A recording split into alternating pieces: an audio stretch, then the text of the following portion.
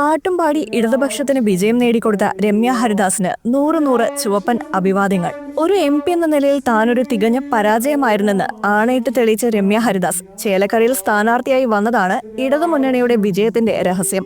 ഭരണവിരുദ്ധ വികാരവും ജനകീയ പ്രതിഷേധങ്ങളും കൊണ്ട് ഇടതുമുന്നണി ശ്വാസം മുട്ടിയ തെരഞ്ഞെടുപ്പിൽ 1/3 തന്നെയാണ് പിണറായി വിജയൻ സർക്കാരിന് ലഭിച്ച ഏറ്റവും വലിയ അംഗീകാരം.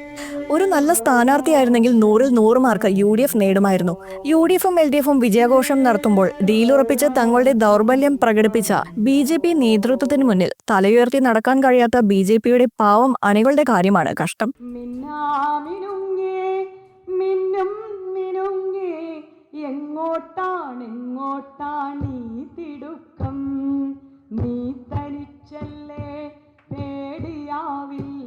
वैष्णवजन तो तेरे तकिए, वैष्णवजन तो तेरे तकिए।